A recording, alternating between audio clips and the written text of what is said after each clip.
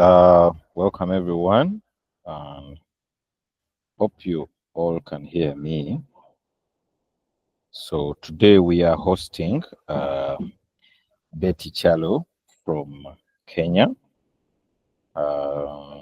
We are regional Africa at Cohere Labs, the community. And regional Africa is trying to bring together AI enthusiasts, AI researchers, AI engineers, basically anyone in the AI and machine learning landscape in Africa to participate in the global, AI landscape. So through Cohere, you have challenges, we host sessions, we do a lot. So for those who are not part of Cohere, you can join, through the Cohere community link. I think my colleague will share it. I think they'll share that link in the messages here, chat, later on as we go on. And you will have access, when you join the community, you get access to a lot of other researchers around the world. You get access from guys from Stanford, you'll have people from Canadian universities, people from India, people from China. It's a wide community, and those who hang in bear the fruits. Sometimes you work on research projects with renowned researchers, you publish and co-author papers, and it gives you a starting step in the AI research world. Because as you know, to be in the AI research world, you need PhDs, masters, but the Cohere community can help you shorten that bit easily. So my other colleague with whom we co-lead is called Bronson Bakunga. He's part of the meeting. And, today I'm leading. Later on, he will say a word or two as we're ending the session. So, about Betty Kyalo, who we're hosting, she is an advocate around AI governance, and she's our first female guest this year. We hope to have many. Before I give her the stage to talk, which will be at exactly 6:10 East African time, 2 minutes from now, I would like to say that the AI governance landscape in Africa is still lacking. Some of us who are in Africa, we know that the elders are the ones who are trying to decide for this technology that is meant for the young ones.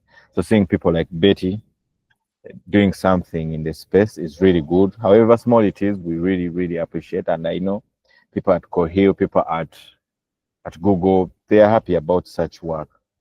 You find you get reached out by women researchers around the world, happy about the platform you may give to people like Betty, because now that means if they need to contact Betty, Betty is verified at an international level. She has given a talk, she has given a session, she knows what she's doing. So we in Africa, we're trying to bridge, as Cohere Labs Regional Africa Group, we're trying to bridge the young ones who know the tech.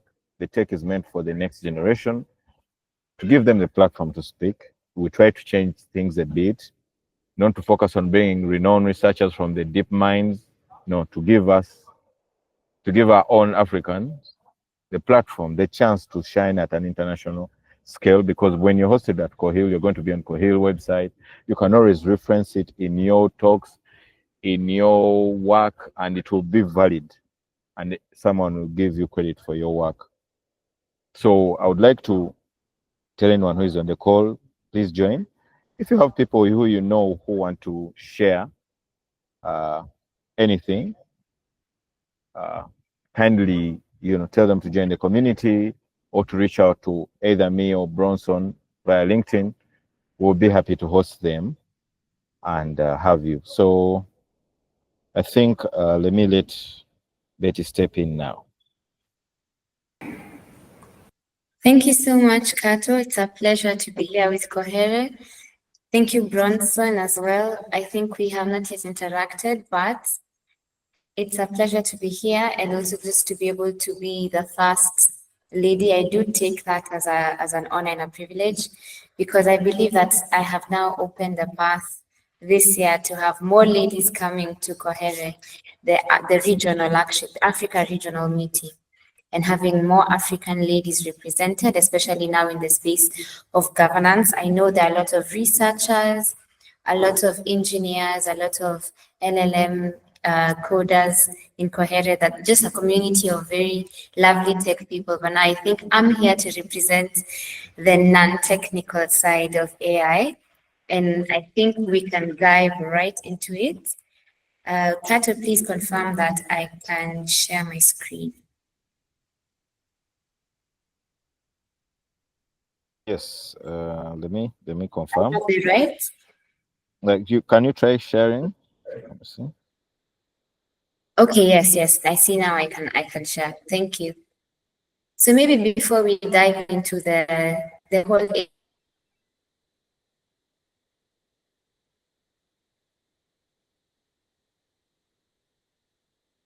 studies in class 3. So in the Kenyan education system, that is around, I would say, 6 years old. And at the time, I didn't know anything. I didn't know that AI would exist, as most of us didn't. That was way back in the early 2000s. And I kept on studying computers from primary school up until high school. Then now in uni, my background is computer science, that is /BBIT, that's business and informatics.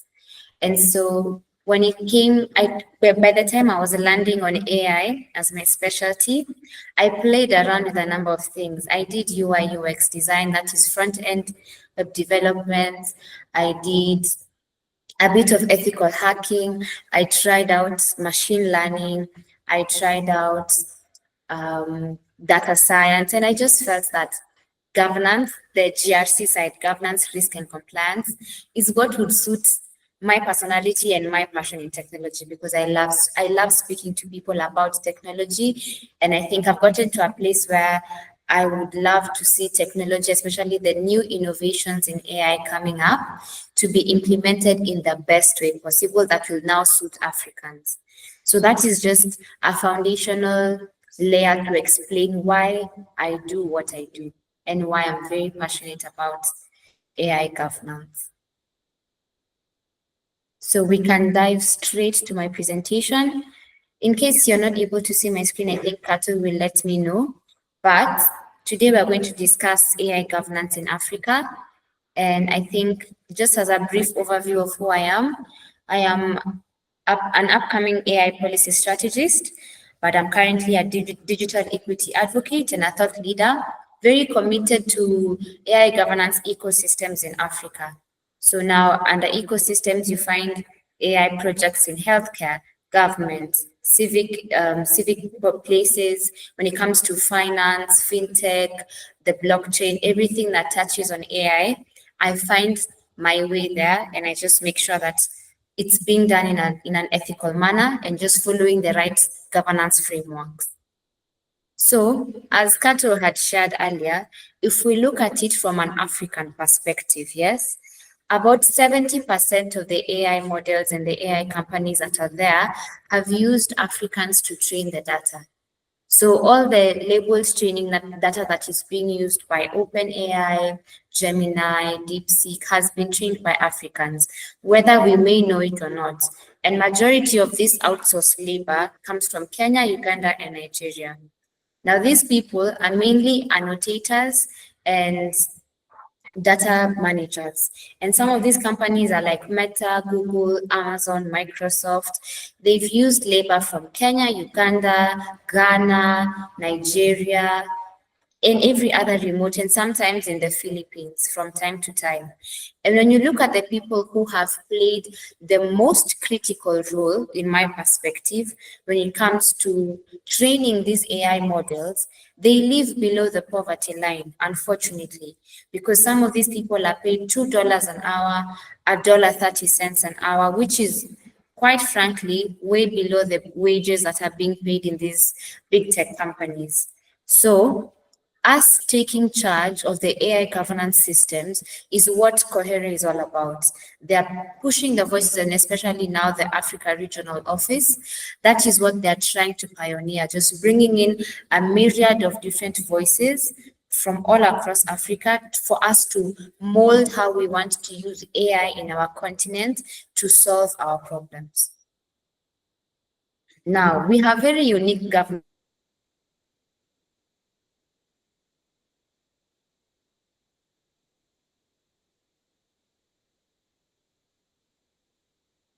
challenges as Africans, and not only the policy lab. We have Tanzania. They launched their national AI policy at the end of, I think it was a week ago actually, not at the end of April, it was a week ago. They launched their AI strategy that is close to, I would say 87 billion Kenya shillings. I'm not sure how much that is in dollars, but if we had more countries in Africa launching their national AI strategies, we would be a step ahead. Another challenge we are facing is capacity gaps. As Kato said in the beginning, we have very few people in Africa who are in the governance and ethics and policy space, especially when it comes to tech. Not just AI, just technology in general. That's why you find sometimes we have different companies, be it registered or not, ethical or not, they find their way into our countries, exploit labor, exploit data, and they end up benefiting through our own efforts because we have very few regulators and ethics boards to counter the same. We have data colonialism, and now this means that extractive use of African data without any governance returns on our side. So they come train the AI models here, but they're being implemented elsewhere, and other people get to reap the benefits while we are the ones who now put in the effort to train these AI models. And then last but not least, we have legal plurality.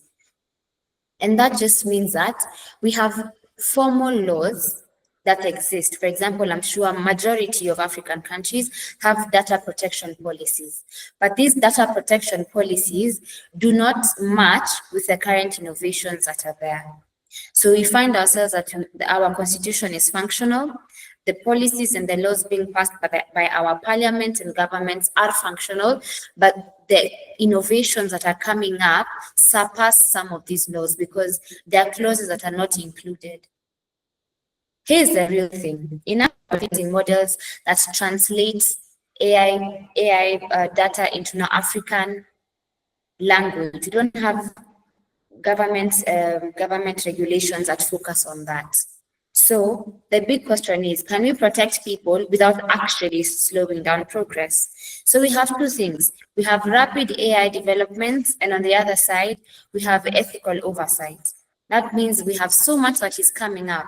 And that's why I was really impressed by seeing different white papers, research papers being released by Cohere, just to figure out how are we able now to document some of the processes we are going through. And that's one of the governance models that we'll look at today. The step-by-step documentation and the step-by-step governance in every life cycle process for innovation, because we attract a lot of global investment, but now the global investors are forced to use an AI framework that is not applicable within the region. It's applicable in the European Union, it's applicable in the US and Asia, but it's not applicable in our region. One of the things that I think I truly noted about China and when the current president stepped into power is that he put very strict regulations on how the developers, the engineers, the hackers from China could participate in external competitions, in external conferences. Aside from big tech companies like Huawei, there are some that are really guarded, and that's because they are developing frameworks that work for the Asian community, and mainly China. And they were able to regulate that by just closing off some boundaries to ensure that they have what works for them. We may call it selfish, but at the end of the day, it suits their people. The citizens of that country benefit from the models they're developing, from the training, the engineering systems they're creating. The citizens are the primary benefits. And that I think is what we're lacking mainly as Africans. So just to dive into it, we have governance frameworks for AI, for Africa's AI future. And today I chose to highlight 3. So some of these frameworks need to match our social, cultural, legal, and economic realities. Because again, remember that the frameworks we are currently using also match the economic realities of this continent, that is Europe and the US.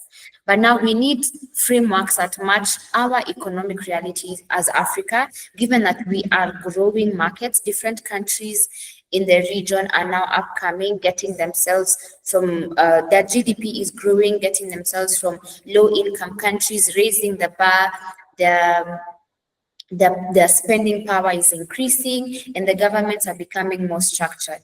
So we need frameworks to support our kind of growth. We should not have frameworks that are already established for countries that are already structured. So the 3, we have life cycle governance model, and this is the one that now focuses on every step of the development process in every innovation project. The second one, we have the rights-based governance, and we'll dive into detail in all the 3. And then we have polycentric governance, which I think for me is my highest recommendation.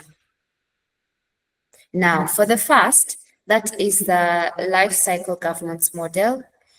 The different stages that are captured, but ideally, it means that we regulate AI across every process, every stage in the development life cycle. So that is from the very beginning, data sourcing, consent, representation, who is in the team, Now that focuses on pre-development, because by the time we are bringing in people on board to oversee some of these projects, again, I was having a very interesting conversation with Kato just before we began the meeting, and we were sharing that we need to have diversity even in our regional meetings. So by the time we are deciding who is coming to the table to decide on African matters, solving African problems for Africans themselves, there has to be an ethical consideration to that. There has to be a governance framework in place to ensure that these processes are followed. The same way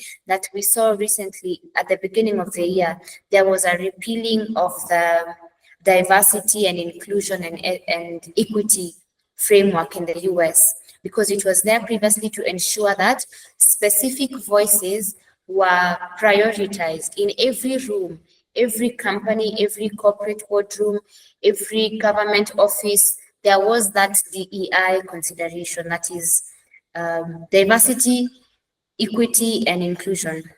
So we have to do the same on our end, from pre-development down to development. That is the bias audits, the documentation, the fairness testing of our data. Now, rolling it out, that is deployment. If we're looking at the use cases we use for testing, societal impact, the assessments we use to determine if a specific innovation meets the criteria for social impact, if it's supposed to get funding, if it's matching the governance framework for the people it's intended to.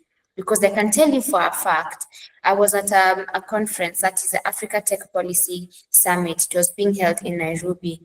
And we were discussing how there's a lot of innovation going on in the agricultural sector and in the health sector. But for the people who are supposed to be primary beneficiaries of these innovations, some of them don't even have a smartphone. So thinking back, if we're looking at if this specific innovation and this project was taken through a life cycle governance model, whereby from the very beginning, if we're looking at data, if we're looking at representation, then the audience would have been properly segmented to ensure that whatever it is we are making can be used by someone who does not have a smartphone. Because at the end of the day, we have brilliant innovations coming up, but the audience that's supposed to benefit cannot.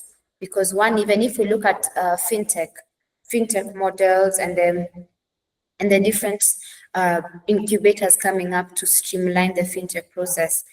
Majority of them require a stable digital footprint. But when you look at the smartphone penetration in Africa and the people who actually have a problem with finances, they're not the ones that have the iPhones and the Samsungs. That's not their issue. Those that have those that have these smartphones and the high-end gadgets are already clients to high-end banks who have proper banking systems. They are the ones who are using apps like Sendwave, Wise, Remitly, and they can send money across the globe. The people that we're creating systems for, the people who should benefit from fintech, they're the ones who don't have a smartphone. In Kenya, we call it Katululu. And that means, the phone that just has buttons and a flashlight at the top. They're the ones that we are creating fintech system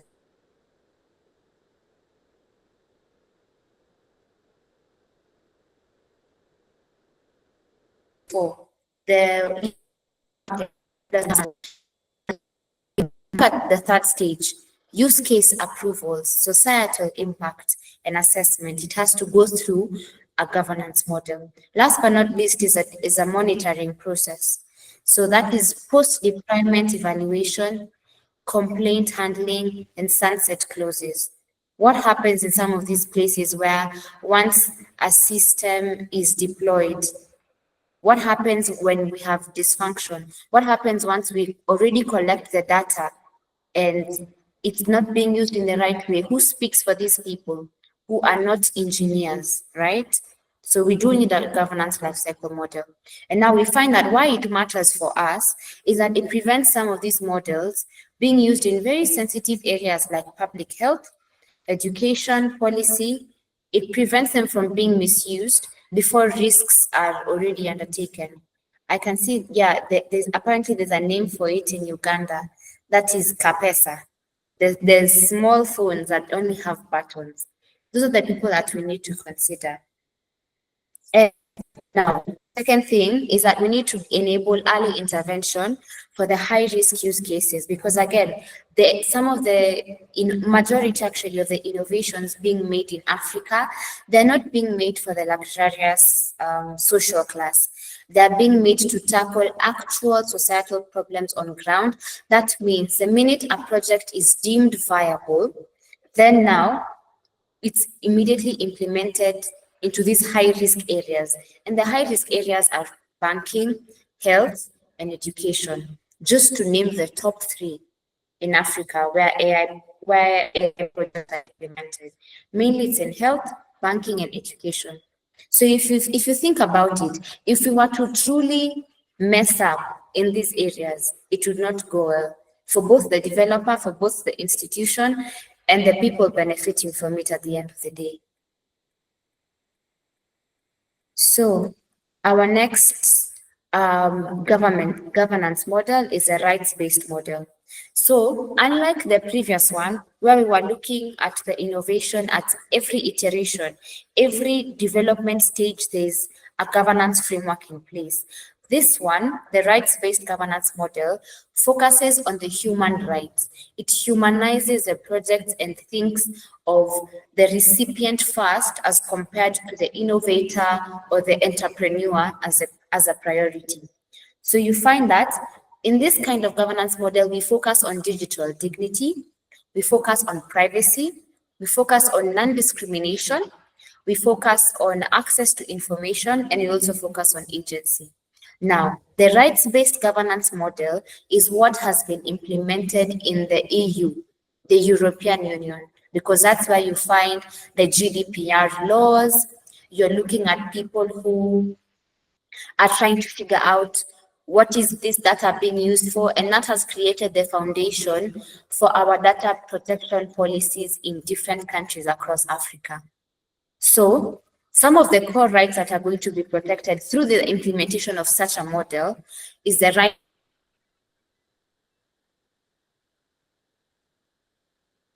explanation. Meaning, if I to give me to make a choice, let's say, between saving the life of a child and saving money for a hospital. And the AI gives me a response, right?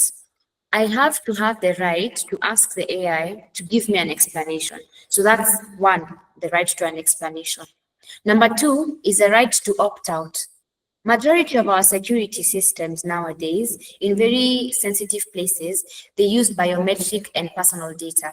Let's use an example. If you're walking into a safe, then you use your fingerprint, or you use your eyes. Your eyes are being scanned for security access.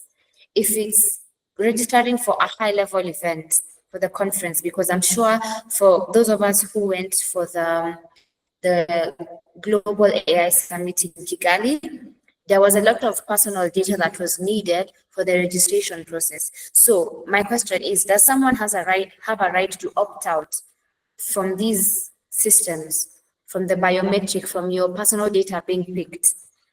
The next thing is the right to redress. And redress just means appealing an AI-influenced outcome. So for example, if you get to a point where now our legal systems and the frameworks begin to use AI as someone who, assuming I am the person who is being prosecuted for a criminal offense, will I have the right to redress, assuming that an AI system came to a conclusion that I need to be judged guilty based on a number of criteria? Last thing is the right to benefit. Now, this goes back to our earlier conversation. If we're looking at Africans who have trained some of these prominent AI models, they live below the poverty line. So do we have a right to benefit?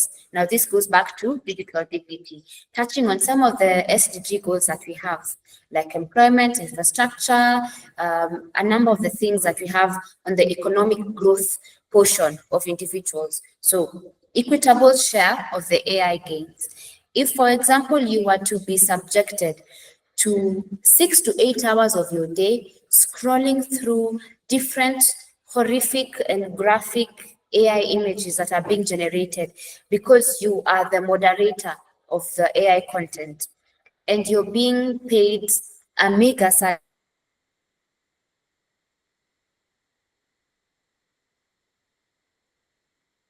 to a point where you're living support your family, this is a job that you have as a content moderator on some of the AI platforms. That would not be fair, and that would be now lack of digital dignity, because you are being discriminated on the basis of race, on the basis of location, just to use your labor efforts to create somebody else's income. That's basically what we're talking about, the equitable share of AI gains. And now, you're probably wondering why it matters to Africa, right? But we are here to address deep digital divides and low legal literacy. Again, as I mentioned earlier, a number of the tech ecosystems we have, the hubs, the incubators, the accelerators, they're full of a lot of technical people, developers, engineers, researchers, but we have a very low turnout when it comes to tech legal literacy. The systems we are creating, there are not very many people who are conversant with the legalities of them. And then it offers now people a people-first governance. It's not a tech-first governance. It's not an entrepreneur-first governance. It's not founders-first governance. It's the people who benefit, the beneficiaries. So I would actually say it's a beneficiary-first governance approach, such that it's aligned to the constitutional rights of African states. At the moment, we don't have a similar constitution that unites the entire of Africa. Hopefully, over a number of decades, we will get there. But at the moment, we need to have a people's first approach to every AI system that we have operating in our continent to ensure that it now benefits the Africans who are being used to either create, test, and are the primary beneficiaries of these laws. Now, the last governance model we'll tackle today is the polycentric governance model. And I think for me, this is what I would highly recommend. If we have someone in policy or given the chance to speak to some of our policy formulators, I would recommend the polycentric governance model. And In a nutshell, it's just a decentralized decision-making system that ensures the coordination is placed across jurisdictions and it's localized. So let me give an example. In Kenya, we have the national parliament. That is what makes our laws, the constitution. Those are our elected lawmakers in the nation. After that, we have things called counties. So I know in Nigeria, we also have states as an equivalent. And maybe in the chat, you can let me know what is the equivalent of a decentralized governance model in your country, hoping that we have different representation in the room. So for us as Kenyans, we have counties. Now, from the county level, if we were to implement a polycentric governance model, I currently live in Nairobi. Nairobi is a county. We have 47 counties in Kenya. So every AI system or innovation that is currently being implemented in these counties would be under the jurisdiction of the county government. That means there would be a tech policy and governance individual who is placed at every county level to oversee every system or software that is being utilized from a county perspective. The same way, if you were to register a business, you would not go to your state house, to where the president resides, right? You would go to either your state office, your local office where your business operates. And then from there, they are able now to oversee the affairs of your business. It's not the president or it's not the governance body for businesses to oversee. Thank you very much, Praise. Yes, so in Nigeria, we have 774 local governments, right? And this would call for a big shift in our local systems. But I believe over time we're getting there. So in Nigeria, if you were to open a business in Lagos State, it would be the Lagos state body that would oversee how your business is operating. Same way now with these AI models. If I was to introduce a company or a software that would use the people of Lagos, right? And I would need them as my source of data. And maybe if I was implementing an AI healthcare system for that region, then they would be my primary beneficiaries. I would have to subject my paperwork, my documentation, my systems for an audit from the Lagos state government. That's how, in a nutshell, a polycentric governance model would work. It's basically decentralizing from the national, we go down to regional, we go down to local, we go down to civic institutions, all of them working together to ensure that every AI system out there in our African region abides by a specific rule. Because I can give you an example of something that happened in Kenya. And I think I also saw that this particular institution was there in different African states. We had a company that came to Kenya with no particular aim. For example, like if I came to Uganda and I said, I'm coming to implement an AI system for education, that makes sense. I have an objective to achieve. I would tell you my target audience, I would tell you my stakeholder. But this particular company came to our country and they began scanning, doing eye scans and they particularly targeted the youth. So they started doing eye scans for young people at an exchange of a fee. So they were being paid 7,000 Kenya shillings. That's about $65 or so. So you'd find that people would skip school, skip work, and queue for hours in the scorching sun. You know, the same way people queue during elections, they would queue the same way just to go and get their eyes scanned. And the question was, this company that came, got their paperwork done, got their permits, got their approvals, they came, scanned people's eyes, and they did not give any particular reason for what they were doing. There was no security clearance for that. There was absolutely no establishment, no framework, no foundational basis for why they were scanning the eyes of different youth. So it was all just being stored in a database. And people were literally exchanging their biometric information for $70. Now, unfortunately, that happened in several African states and several Asia, I would call them Asia minor states. So we look at the Philippines, we look at the Indonesian countries, they also took root there. And if you look at, I asked myself, why was this not done in China, in Japan, in South Korea, in North Korea, in the US? It's because they know that there is a market to exploit in particular regions. That is South America and Africa. Because unfortunately for us, nobody told us then that's actually a framework for now. Why does it matter? Because it adapts well to diversity. Because as we state collaboration on AI, for example, with ECOWAS, with the Southern Region SADC, with the EAC, then we're able to now combine and see how different regions in Africa are implementing different policies. You know, we will need outside help because we are new to this, unfortunately. But it's as much as we get outsider help, investors, engineers. I guess we seem to have lost Betty. Let's give her a few minutes since we are soon closing out. I think you're on mute. Oh, sorry. Thank you so much, Kato. So yes, my apologies.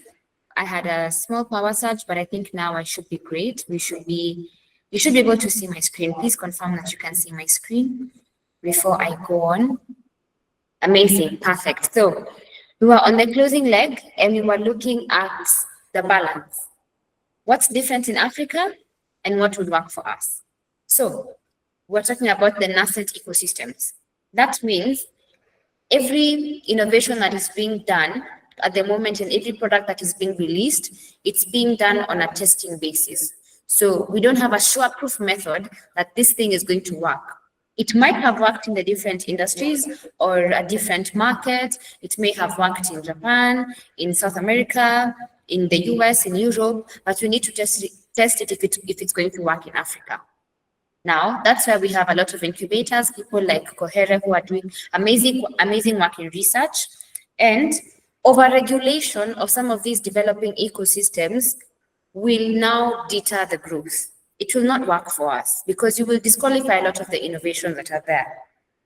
Another thing that is different in Africa, which I pointed out at the beginning, was we are operating at a high stake impact level.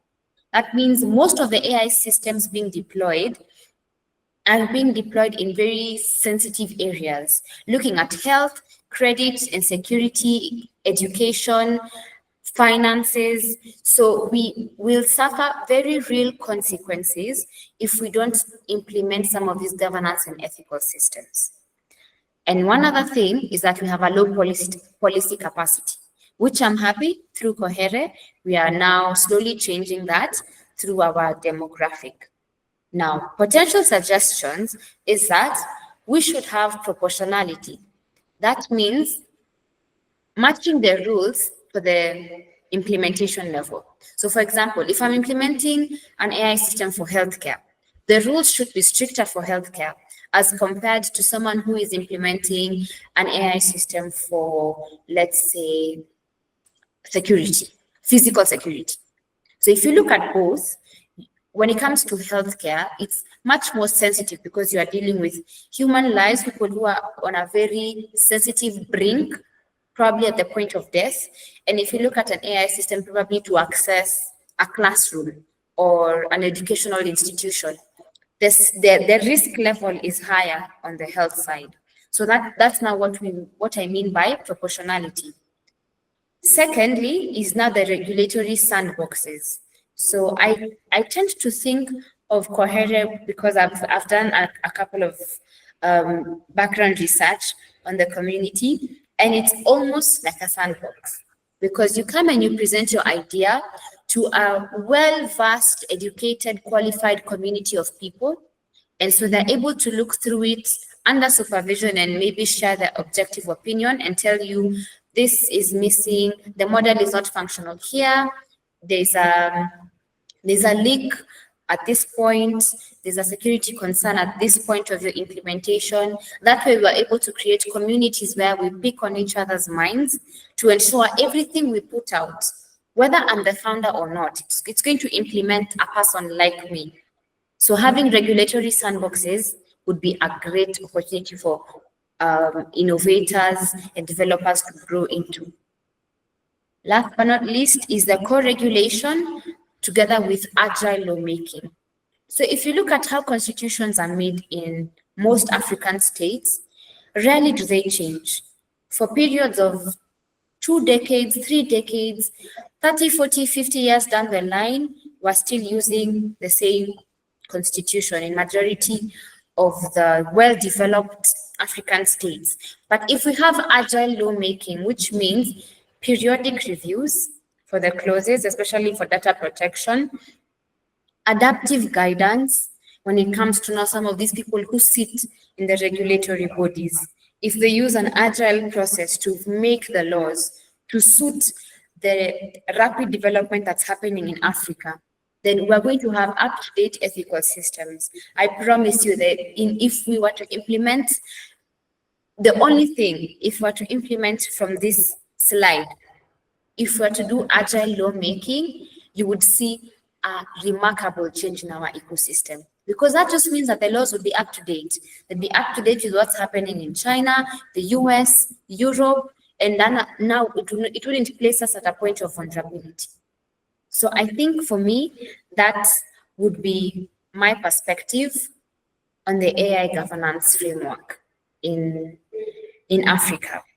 And I would say a big thank you to Kato. And again, if you would love us to engage, you can reach out to me on LinkedIn or on email, or you can scan the QR code that's on the screen. It will lead you to my LinkedIn, and then you can be able to communicate from there. I think at this juncture, I would love to hand over the meeting back to Kato so that we can see if we have any questions. I'm open to hearing your thoughts. Yes. Thank you so much. Thank you, Betty. It was a powerful session. I know everyone would agree with me. Yeah, I want to see if we have anyone who has questions. The room is open. But on my side, thank you so much. We needed that in the community. We really needed another perspective. We are mostly focused on the technical side, and we need that new voice. And definitely, if there's room for collaboration, we'll open the door to a Cohere team so that you have some work done. I see there's a hand up.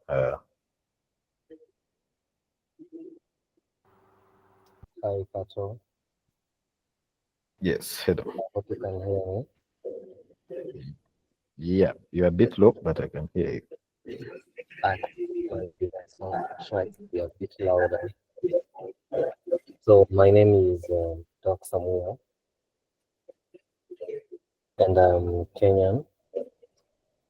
I happen to be a data scientist, currently based in the Arab Emirates, and allow me to make one or two really not questions or suggestions. I'm happy to see what you have presented. That's quite remarkable. Thank you so much, Betty, for sharing such great data governance insights. That's amazing. Well, today I was in one of those meetings in Dubai. They call it the data summit. And all the countries, including Africa, the Middle East and Africa region, were gathering there just to share about data and artificial intelligence. And a few things were notable. there are not so many of us Africans out in the world getting to learn from what the world is doing and bringing it home. That's one. And as Betty pointed out, the world may not agree, but Kenya, Uganda, Tanzania, Ghana, India are the largest trainers of, the machine learning models, the deep learning, and also to the other side of it is we are also the biggest consumers, following the rise of the Gen Zs and the population statistics that we are more than the 50%, we are more than the majority in most countries. So yes, we are the biggest in the population. And my point is we are having a lot of us who are very learned. Okay, so many Africans are very learned. Okay, let me bring this perspective first before I get to that point.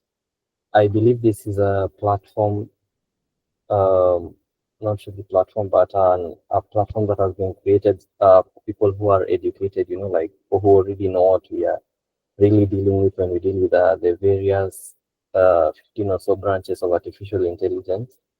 That's why we're here, because of the data governance. So I'll go back a little to those who I'm really concerned about. I happen to do a little data awareness or artificial intelligence awareness with my circle of friends, and I would ask my friends, what do you know about AI? What do you know about AI? And typically everyone will tell you, I use ChatGPT, and that's the only thing they know about. It's a large number, trust you me. It's a big number. And I told myself, okay, I'll give them a whole week for free consultation. I'd really want us to invest in encouraging our African people to get to find out what the world is doing, because trust you me, this technology is far what we have seen. Dubai and Abu Dhabi is the capital city of United Arab Emirates. We are having the world's smartest homes. I mean, when they talk about a smart home, it's a smart home. You don't need to touch anything. Most of it's your eyes controlling and your voice, and it's amazing, yes. But we are the creators, we are the trainers of these models, these deep learning models. Africa is the source of all these things, but there's a big gap between the unemployed who are actually elites, like when it comes to education. These guys have degrees and master's degrees and all this, and where the rest of the world is. A computer scientist who did computer science, or I have a background in statistics and programming, but I am also a master of data science. So I will take an example of myself in, let's say, 5 years ago, 2020. If you asked me what to do with data, I would basically tell you what my university taught me, which is data, the data analysis platforms such as R, Stata, Excel, SPSS, and such things that we basically deal with. But then the world is far beyond that right now when it comes to statistics. Yes, that's what I really want to really encourage you guys to do in your countries, because I believe you have so many other countries. Let's have an awareness so that our elite friends who are having those degrees, they just stop sleeping with their degrees and figuring out that have a fairy tale of a good job with the degree they have. Yet AI is affecting every single sector. Every single sector is being affected by AI. Let's encourage people to incorporate these things in their current fields.